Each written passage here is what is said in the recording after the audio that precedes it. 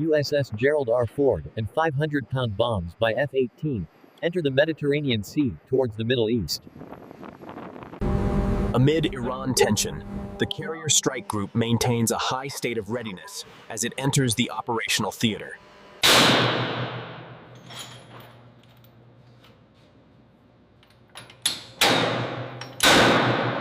The coordination between the ship's crew and the air wing is essential for maintaining a steady flow of munitions. Munitions are moved from the deep magazines to the staging areas below the flight deck.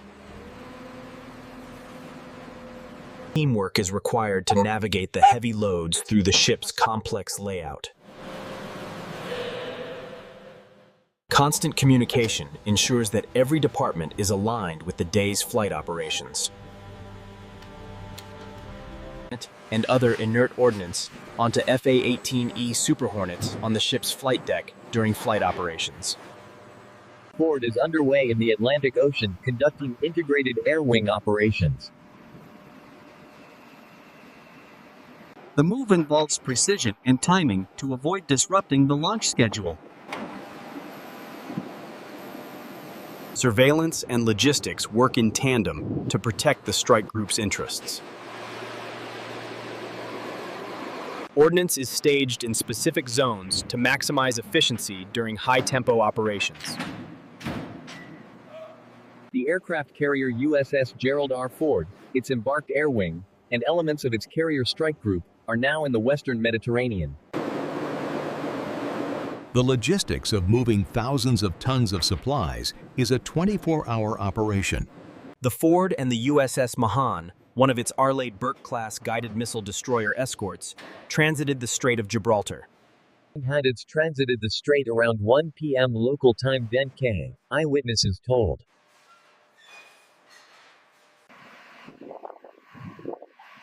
The carrier's arrival in the region sends a clear message of American commitment. The Ford passed through the strait from the Atlantic after leaving the Caribbean. Here it took part in the mission to capture Venezuelan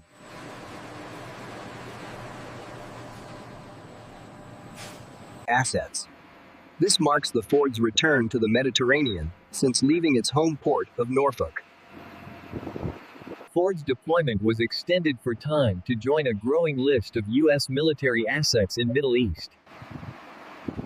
Both ship spotters said the U.S. Navy vessels were accompanied by at least one Spanish Navy Santa Maria-class frigate. The Pentagon declined comment on the specific movements but emphasized regional stability. This deployment underscores the flexibility of the Ford-class carriers in supporting international interests. Watchstanders maintain a constant vigil, tracking every vessel in the carrier's vicinity. As noted earlier, the Ford CSG will eventually be joining the Lincoln CSG, already deployed to the Middle East. The integration of two carrier strike groups provides an unprecedented level of air power in the region. Operations continue around the clock, ensuring the wing is ready to launch at a moment's notice. The Ford's current location puts it about 2,500 miles east of the Israeli coast, meaning it could take a few more days to arrive there, if that is indeed its intended station. The arrival of these tactical jets adds significant capability to the existing theater forces. In addition to the tactical jets already in theater, or in bases in Europe, preparing to fly there, reports have emerged that the U.S. has pulled F-35 Lightning II stealth fighters and other assets and troops out of NATO's cold response exercise, scheduled to take place in Norway next month. This move is another part of the U.S. buildup in the Middle East, according to Norwegian defense officials. For instance, satellite images show 18 F-15E Strike Eagles, 18 F-35A Lightning II stealth fighters, 12 F-16 Fighting Falcons, 6 E-A-18G Growler electronic warfare jets, and 2 MQ-9 Reaper drones visible at Muwafaq Salti Air Base in Jordan alone. The CVN-78 is the lead ship of a new class of supercarriers, designed to replace the aging Nimitz class and introduce revolutionary technologies for 21st century warfare. Displacing approximately 100,000 tons, and powered by two AA-1B nuclear reactors. Ford provides virtually unlimited range and endurance, allowing it to stay on station indefinitely. The ship's design reduces crew requirements while enhancing efficiency and survivability. Thanks to an all-electric architecture and automated systems throughout, it operates with fewer hands. Military planners have finalized contingency strike options targeting nuclear sites, including the heavily fortified Fordow facility, as part of a broader strategic readiness plan. Gerald R. Ford and its strike group would provide immediate, sea-based precision strike options. Each carrier group, with their air wings, surface esclodes, and integrated defense systems, Point brings complementary capabilities that enable flexible deployment across the Mediterranean or Red Sea. The presence of the Ford-class carrier in the Arabian Gulf further complicates the strategic calculus for regional adversaries. Safety and recovery teams remain on standby during every flight cycle to ensure pilot survival in any environment. Maintenance crews work around the clock in the hangar bay to keep the air wing at a high state of combat readiness. Precision is non-negotiable. Every component of these multi-million-dollar jets must function perfectly under extreme stress.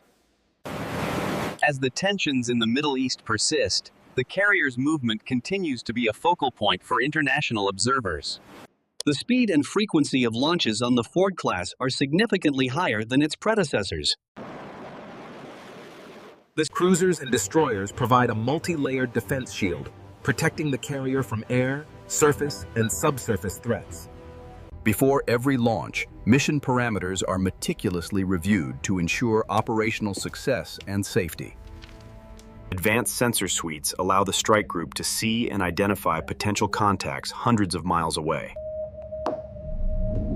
Night ops are the ultimate test of the crew's training, requiring absolute precision in near-total darkness. The EMALS, or Electromagnetic Aircraft Launch System, replaces traditional steam pistons for smoother acceleration. This technology allows the Ford to launch a wider variety of aircraft, from heavy fighters to light drones. Efficiency in refueling and rearming is what determines the ship's sortie generation rate. Even in heavy seas, the Ford's advanced stabilization systems. Life below deck is a city unto itself, operating 24 hours a day to sustain the mission above.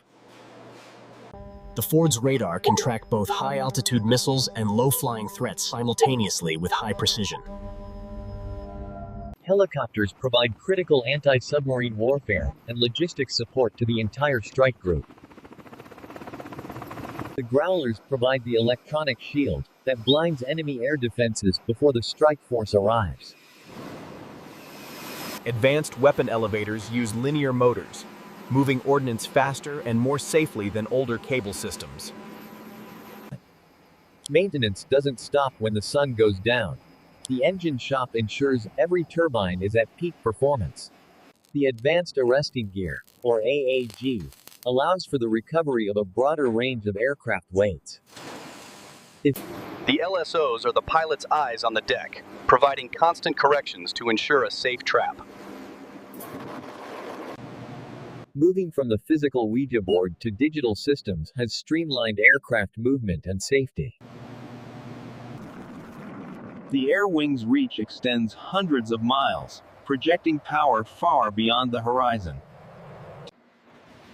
Automation in the launch process reduces the margin for human error and increases the launch rate. The Ford continues its mission, a floating fortress in an increasingly volatile region. Foreign object tag, go back.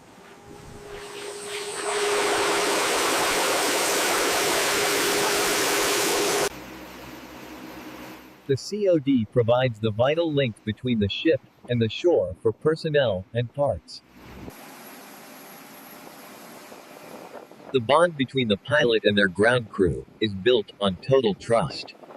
As the sun sets, the Ford transforms, ready for the challenges of night operations. The move involves precision and timing to avoid disrupting the launch schedule.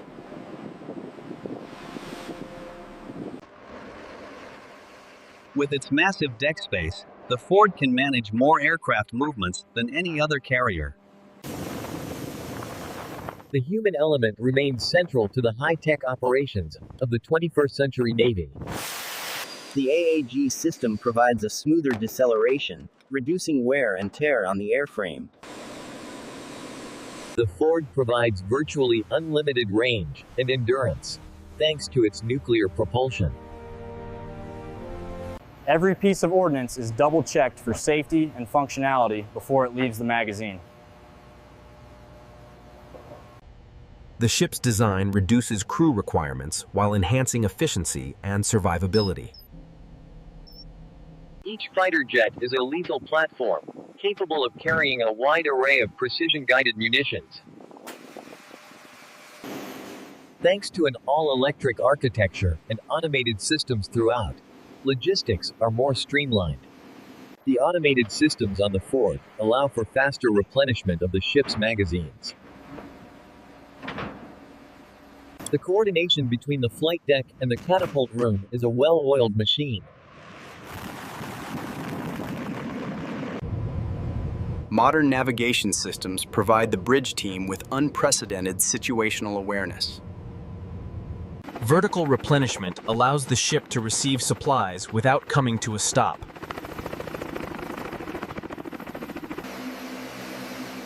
The advanced Hawkeye is the eyes and ears of the fleet, providing long-range detection. Military planners have finalized contingency strike options, ensuring the group is ready for any mission. Including the heavily fortified Fordo facility, the strike group's flexibility is its greatest asset. The Gerald R. Ford and its strike group would provide immediate, sea-based precision strike options that enable flexible deployment across the Mediterranean, Red Sea, or Arabian Gulf. The ship's design reduces crew requirements while enhancing efficiency and survivability. Thanks to an all-electric architecture and automated systems throughout, every movement is optimized. The Gerald R. Ford and its strike group would provide immediate, sea-based precision strike options. Each carrier group, with their air wings, surface escorts, and integrated defense systems, brings complementary capabilities. Capabilities that enable flexible deployment across the Mediterranean, Red Sea, or Arabian Gulf. The ship's design reduces crew requirements while enhancing efficiency and survivability. Thanks to an all-electric architecture and automated systems throughout. The Gerald R. Ford and its strike group would provide immediate, sea-based precision strike options. Complementary capabilities that enable flexible deployment across the Mediterranean, Red Sea, or Arabian Gulf. The USS Gerald R. Ford continues its mission, ensuring peace through strength.